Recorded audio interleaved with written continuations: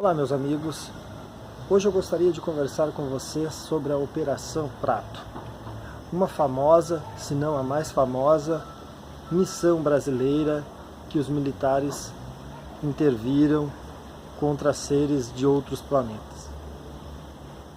Bom, a história se passa no município paraense de Colares, a cerca de 200 quilômetros da capital Belém.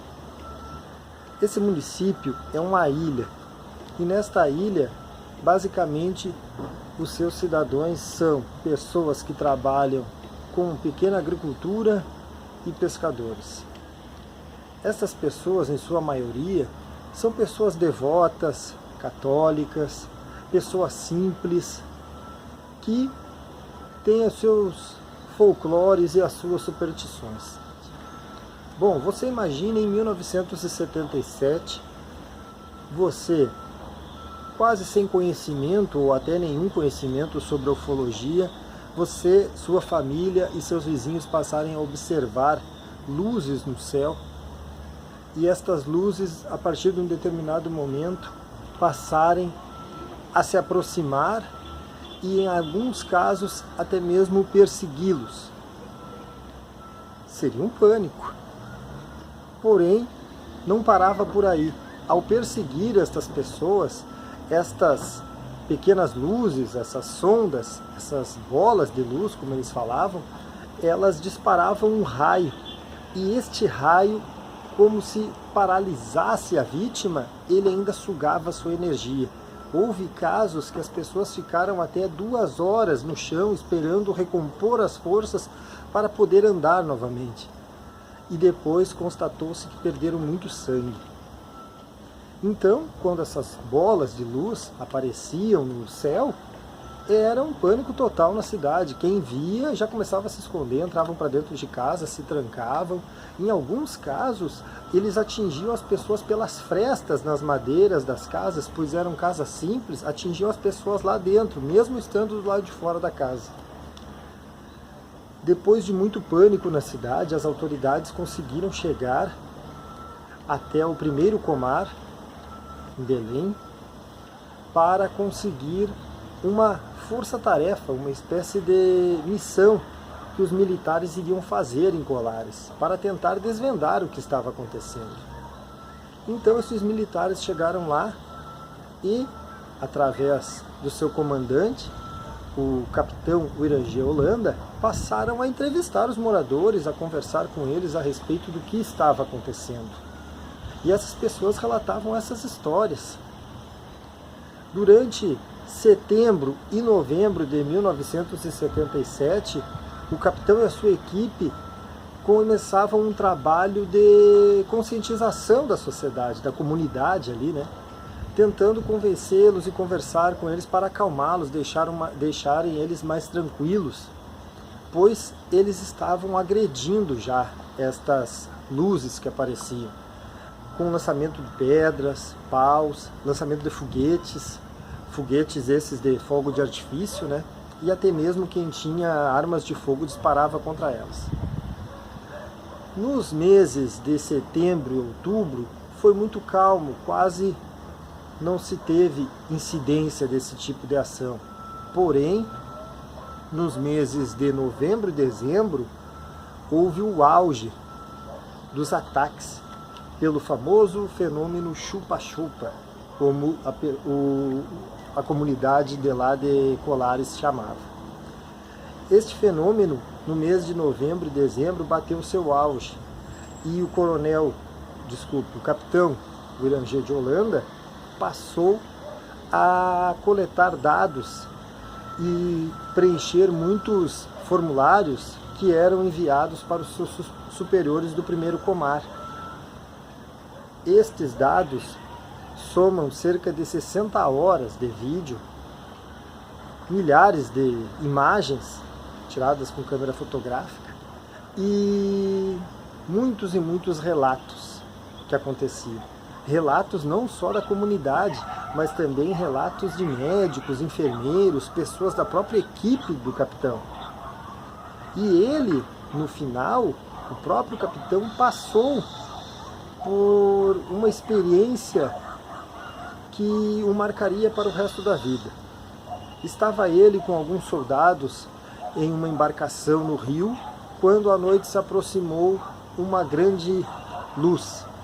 Eles relataram que a luz era quase tão forte como um sol à noite. E quando essa luz se aproximou e eles puderam perceber o que era, se tratava de uma gigantesca nave. Esta nave, segundo eles, passava de 100 metros de altitude e estava a cerca de uns 50, 70 metros da embarcação que eles se encontravam. E tudo isso era relatado pelo capitão aos seus superiores. Mas certo dia, ele ainda haveria de ter uma segunda visão no mesmo rio, a bordo da sua embarcação, onde uma pequena aeronave diferenciada, um OVNI, se aproximou e acompanhou a embarcação onde eles estavam. E desta embarcação saiu um ser que se aproximou do capitão e, face a face, tiveram ali alguns segundos de contato. Logo em seguida, este ser entrou de novo no seu objeto voador e foi embora. Estes relatos, passados adiante pelo próprio capitão aos seus superiores, levaram com que no dia seguinte a que ele relatasse esses acontecimentos, ele recebesse a ordem do primeiro comar para encerrar as atividades na ilha de Colares. Terminava-se ali a famosa, que ficou conhecida como a Operação Prato. Pouco tempo depois, o Irangê entregaria toda a informação que conseguiu para os militares. E somente depois de 20 anos, em 1997, é que ele voltou a falar no caso. Ele conseguiu contatar Ademar Gevaert, que em 97 era editor da revista UFO, e o ufólogo Marco Antônio Petit, para que iria lhes conceder uma entrevista. E nessa entrevista ele abriu tudo aquilo que ele sabia, tudo aquilo que ele teria vivido, tudo que ele tinha passado, e revelou tudo. Cerca de 2 meses após esta entrevista, o então já coronel da reserva, o Irangê Holanda, é encontrado morto em seu apartamento por sua filha. Infelizmente, tivemos aí uma morte, mesmo que sendo depois do caso acontecido, mas com o seu principal personagem, né? A pessoa que foi lá para chefiar a investigação sobre isso, viveu tudo isso, inclusive teve um contato com este ser que o abordou. Infelizmente, ele faleceu então em 1997. E esse tipo de fenômeno, ele realmente ocorre, pois são inúmeros os relatos de pessoas idôneas. Claro que nisto há o relato de pessoas que estão em busca de foco, em busca de um certo sensacionalismo e uma certa até vontade de explorar a área da ufologia, mas em grande maioria as pessoas relatam muita consciência de verdade o que estão passando. Existem inúmeros relatos também de pessoas que estiveram a bordo dessas naves, conversaram com os seres lá dentro, tiveram contatos imediatos realmente, até em outros mundos foram levados e trazidos de volta. Então, por estes relatos, a gente não consegue dizer que o fenômeno como um todo passa por uma anomalia e uma invenção. Realmente, nós podemos considerar que o fenômeno é real e ocorre com uma certa incidência em muitos lugares, se é que não no mundo todo.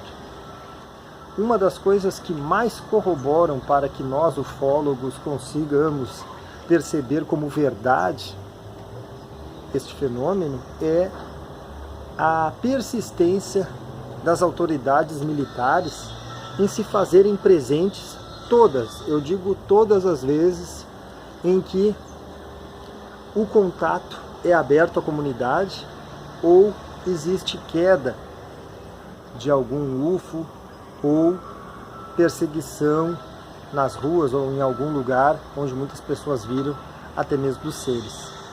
Então, o que mais nos deixa perplexo nisso é que as autoridades entram para analisar com a premissa de fazer o bem à população, à comunidade, e acabam por analisar de uma forma plena, coletar muitos dados, fazer imagens, vídeos, tudo que é necessário fazer, mas acabam por levar embora todos esses arquivos e nos deixam sempre sem respostas. Nós, ufólogos e a comunidade em geral, que graças à mídia, infelizmente, tem uma ideia de ufologia totalmente adversa. Pensa que tudo que provém da ufologia são seres malignos, seres satânicos, e que nós, ufólogos, simplesmente temos algum problema por querer estudar este tipo de assunto, esse tipo de fenômeno.